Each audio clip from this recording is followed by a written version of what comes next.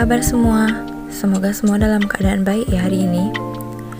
Di sini kami dari kelompok 4 akan menjelaskan sedikit materi tentang penerapan etika ke dalam bisnis dan kendala-kendalanya. Baik, sebelum kami mulai memaparkan materinya, izinkan saya dan rekan-rekan saya memperkenalkan diri terlebih dahulu.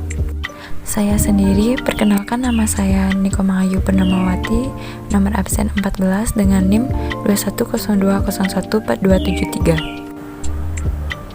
Perkenalkan, nama saya Dr. Sri Yuliastini, NIM 2102014274, absen 15. Perkenalkan, nama saya Dewa Kuswodo Pramnapura dengan nomor absen 31 dengan NIM 210201444320. Baik, langsung saja rekan saya Sri Yuliastini akan memaparkan subpokok pertama, yaitu antara keuntungan dan etika. Terima kasih atas waktunya. Baik, sebelum saya menjelaskan materi, apakah kalian tahu apa itu etika bisnis? Di sini ada cara-cara untuk melakukan kegiatan bisnis, mencakup seluruh aspek yang berkaitan dengan individu, perusahaan, industri, dan masyarakat. Antara keuntungan dan bisnis punya sedikit kemiripan. Tujuan utama bisnis adalah mengejar keuntungan. Keuntungan adalah hal yang paling penting bagi kelangsungan bisnis. Walaupun bukan merupakan tujuan satu-satunya, sebagaimana yang dianut dalam pandangan bisnis yang ideal. Dari sudut pandang etika, keuntungan bukanlah hal yang buruk. Bahkan secara moral, keuntungan merupakan hal yang baik dan diterima. Oleh karena itu, di sini argumen yang menunjukkan demi memperoleh keuntungan etika yang sangat membutuhkan, relevan, dan strategis dalam bisnis. Yang pertama, dalam bisnis modern, para pelaku bisnis dituntut menjadi profesional dalam bidangnya. Yang kedua, dalam persaingan bisnis yang ketat, para pelaku bisnis modern harus sadar bahwa konsumen adalah raja. Yang ketiga, dalam sistem pasar yang terbuka dengan peran pemerintah yang bersifat netral, para pelaku bisnis berusaha untuk menghindari campur tangan pemerintah yang menurutnya akan sangat merugikan kelangsungan bisnisnya. Dan yang keempat, perusahaan-perusahaan modern semakin menyadari bahwa karyawan bukanlah tenaga yang siap untuk eksploitasi demi mendapat keuntungan yang besar. Justru karyawan merupakan subjek utama yang akan menentukan keberhasilan atau tidak bertahannya perusahaan tersebut.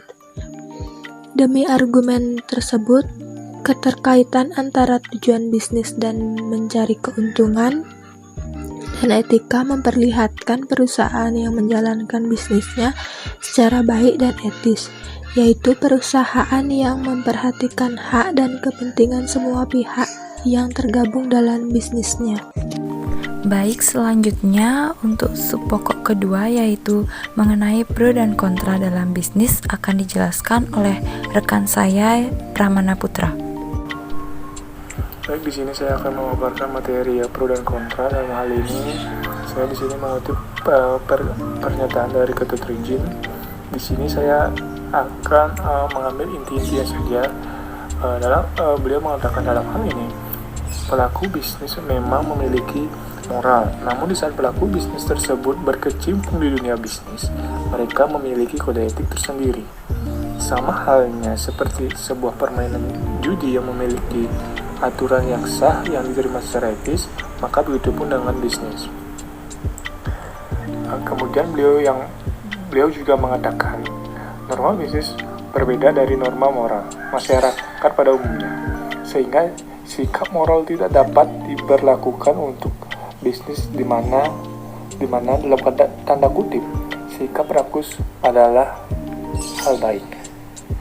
Namun pernyataan beliau tersebut mendapat kritikan dari tokoh luar negeri yang bernama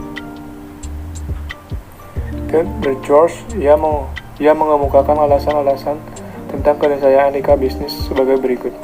Pertama, bisnis tidak dapat disamakan dengan permainan judi. Dalam bisnis, memang dituntut keberanian mengambil risiko dan spekulasi. Namun, yang dipertaruhkan bukan hanya uang, melainkan juga dimensi kemanusiaan seperti nama baik pengusaha, nasib karyawan, termasuk nasib orang lain pada umumnya. Kedua, bisnis dalam bagian yang sangat penting dari masyarakat dan menyangkut kepentingan semua orang. Oleh karena itu, praktik bisnis mensyaratkan etika, samping hukum positif sebagai acuan standar dalam pengambilan keputusan dan kegiatan bisnis. Ketika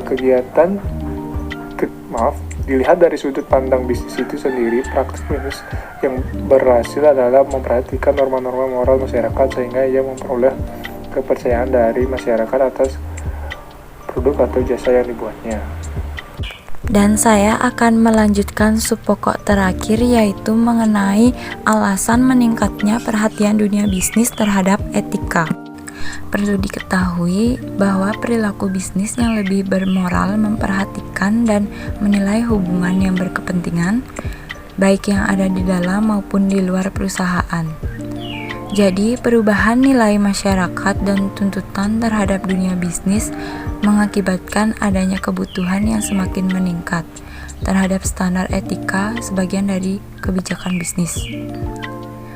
Adapun Leonard Brooks menyebutkan 6 alasan mengapa dunia bisnis semakin meningkatkan perhatiannya terhadap etika bisnis. Ada di antaranya yaitu: pertama, ada krisis publik tentang kepercayaan. Kedua, ada kepedulian terhadap kualitas kehidupan kerja. Ketiga, ada hukuman terhadap tindakan yang tidak etis. Dan keempat, ada kekuatan kelompok pemerhati khusus. 5, ada peran media dan publisitas. Dan 6, ada ubah format organisasi dan etika perusahaan. Jadi, itulah beberapa alasan mengenai meningkatnya perhatian dunia bisnis terhadap etika. Baik, terima kasih atas perhatiannya. Itulah pemaparan materi dari kami. Jika ada kekurangan dalam materi ataupun pemaparan, dan jika ada salah kata yang disengaja atau tidak disengaja, kami mohon maaf. Saya akhiri dengan Parama Santi. Om Santi Santi Santi Om. Terima kasih.